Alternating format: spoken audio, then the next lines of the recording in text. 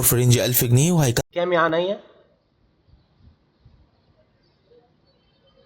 كمل كمل كمل. 4 افراد. سحور قصر الكبابجي، وفي الفيديو ده هنقل لك التجربه كامله كانك انت اللي رحت بالظبط. قصر الكبابجي مشهور بالمشويات، لكن دي تاني سنه يعمل فيها سحور. منيو السحور كان كبير جدا وكواليتي الاكل كانت خطيره. انا كواليتي ايه يا معلم؟ كواليتي الاكل ايه يا معلم؟ ازاي طعميه مع كواليتي؟ كمل كمل يا كمل كمل كمل كمل.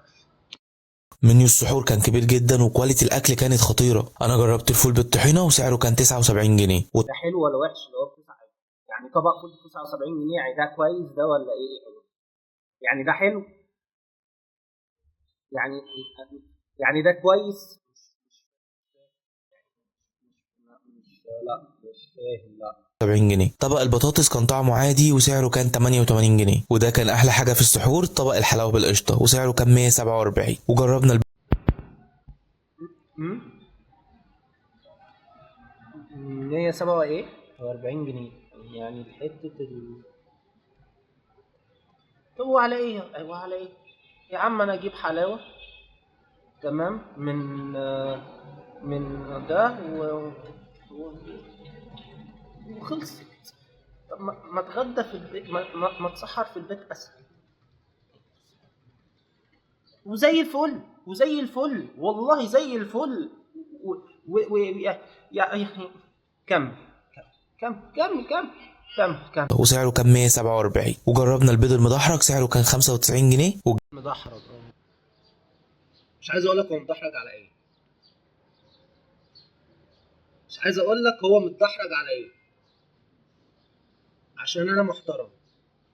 كمل كمل كمل كمل.